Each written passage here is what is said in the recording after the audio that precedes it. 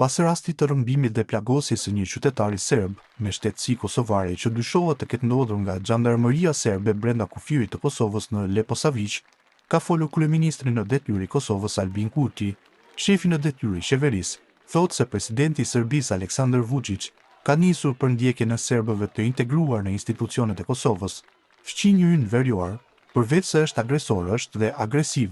Vazhdimisht bën sulme, kërcënon e provokon. Së fundmi është e qartë që Serbia është dorëzuar para Republikës së Kosovës dhe para shqiptarëve. Ajo tash i ka në shenjestër serbët, të cilët janë integruar në Kosovë, që punojnë për të mirën e komunitetit serb dhe të cilët nuk i kanë librezat e partisë së presidentit të Serbisë Vučić atje, deklaroi ai. Sipas tij, Serbia është drejtuar ka Kremlinit e jo Europës, ashtu siç është rreshtuar Kosova. Kosova dhe Serbia, dy shtete fqinje, Kosova shtet demokratik me paqe, siguri, me lishmëri dhe rend publik, ndërkaq Serbia shtet autokratik, armiqësor, i orientuar ka verilindja pranë nga Kremlini dhe gjithashtu me aspirata ekspansioniste e hegemoniste në Ballkan. Ne jemi të orientuar ka perëndimit dhe ka Bashkimit Evropian dhe NATO-ja, deklaroi Kurti. Nga sheshi veriut të Mitrovicës, Kurti kërkoi sanksione Serbisë nga BE-ja dhe NATO, me që sipas tij, ajo përbën kërcënim për vendet e Ballkanit.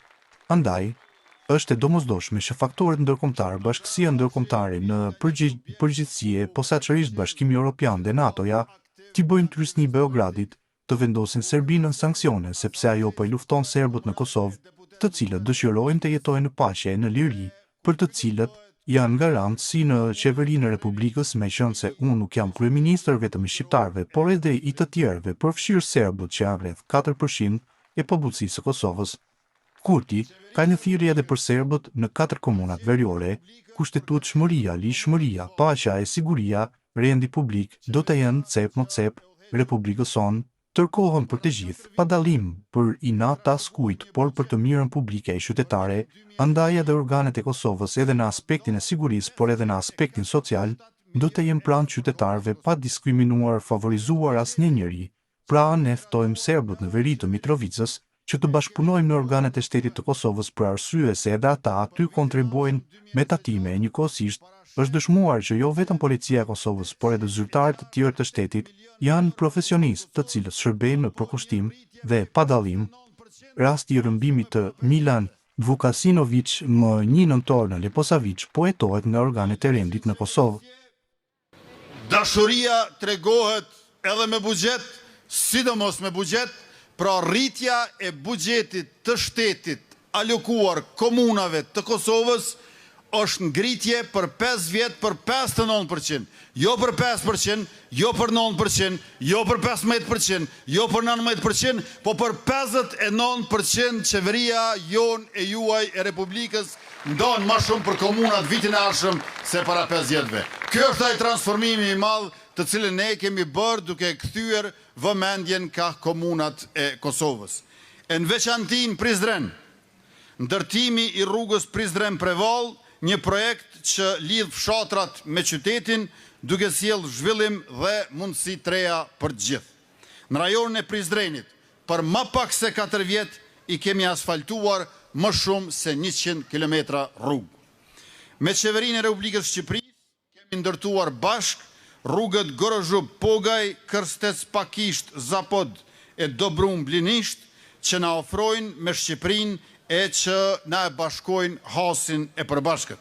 Me qeverinë e Maqedonisë Veriut kemi filluar rrugën Prizren-Tetov, që do ta bëj Prizrenin qendër rajonale dhe do të bashkoj shqiptarët në të 2 anët e maleve të Sharrit. E në këtë rast më lejoni që në emër të gjithë juve ta përshëndes Bilal Kasëmin dhe t'ja uroj fitoren me rastin e rizgjedhjes kryetari komunës Tetovës.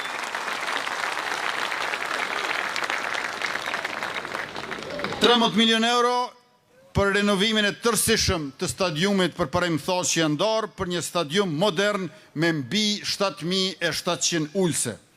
Prizreni ka qenë gjithmonë në qendër të vëmendjes sonë, prandaj edhe i kemi investuar 4.7 milion euro, shumë më tepër se i gjithë buxheti i vitit 2021 për trashëgimi kulturore, pikërisht për shkak se këtu kemi kulturë e trashëgimi si rallkun tjetër.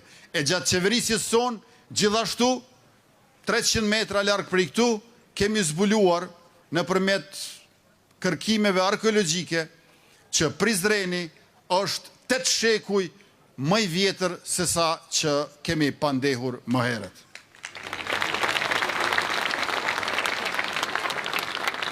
E në këtë vend të lasht e kemi ndalur degradimin e monumenteve dhe i kemi vënë ato në shërbim të komunitetit dhe ekonomisë lokale.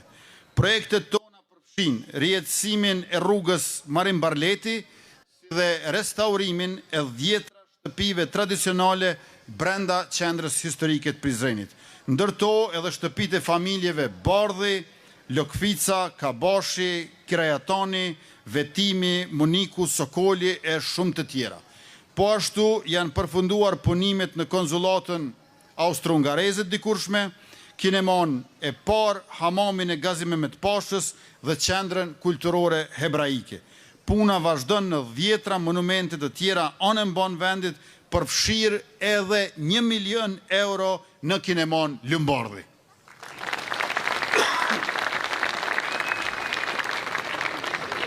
Në Prizren flasim me projekte dhe plane. Tuneli i Bajrit dhe rruga ITP, ku ka qenë këfori Gjerman, Marash 1.3 km, do të bëhen. Trafiku ullet dërin 40%, kjo do të thotë më pak pritje, më pak stres, më shumë dinamik, qytet që funksionon 365 ditë në vit. Kjo është përgjigja jonë ndaj problemit të përditshëm të fyteve të ngushta e të ngesjeve në qarkullim. Me prioritet, rrugë të rregulluara, ujësjellës dhe kanalizim funksionalit qëndrueshëm, mbështetje për tret dhe grad, zhvillim ekonomik dhe turizëm kulturor. Le ta themi haptazi të nderuar pjesëmarrës të tubimi. Prizreni ka pasur boll improvizime në këto 4 vjet. Boll rreth i ngushtë, çështje meqshetarafësh. Qyteti ka nevojë për rregull, për plan, për drejtësi urbane. Hapësira publike, vend për ecje, lagje me cilësi jete. Shërbime që funksionojnë pa sorollatje, pa të njohur, pa dosta, prandaj administrata komunale do të jetë efikase, sepse do të jetë digjitale dhe do të ketë llogaridhënie e transparencë. Me qeverisjen e lëvizjes vendosje dhe me Artan Abrashin kryetar, qerdhet dhe shkollat do të kenë kuzhina qendrore, mësim gjithditor dhe laborator modern. Fëmijët do të kenë ushqim të shëndetshëm e kushte të dinjitetshme për të mësuar. Familjet në nevojë, nënat dhe personat me aftësi të kufizuara do të kenë mbështetje të drejtë për drejtë dhe të përhershme. Le të bëhemi bashkë pra për ta kthyer Prizrenin në qytet të punës së kryer. Transport publik që qarkullon realisht, investime në arsim që duken në klasat e shkollës në ngritjen cilësore edhe të mësimdhënies edhe të mësimnxënies, infrastrukturë që e hap rrugën për zhvillim, mundësi për djemt dhe vajzat, hapësirë për biznesin lokal, me që rast pikërisht me neve do ta bëjmë edhe zonën ekonomike të Prizrenit në mënyrë që të rriten investimet dhe të rritet jo vetëm punësimi, por edhe produktiviteti e pagat në sektorin privat, sepse ekonomia e Prizrenit ka mundësi shumë të mëdha se sa kjo që është aktualisht. E për këtë na duhet një kryetar në Prizren, i cili qeverisë qendrore ku jam unë i bën kërkesa e jo ankesa. Një kryetar i cili nevojat e juaja i shndron në obligime për qeverinë, këtë kryetar e kemi gjetur në mesin tuaj, Artan Abrashi. E me këtë rritje të qarkullimit e të investimeve me zonën ekonomike me park industrial brenda, edhe turizmi do të shtohet. Turizm pra që funksionon 365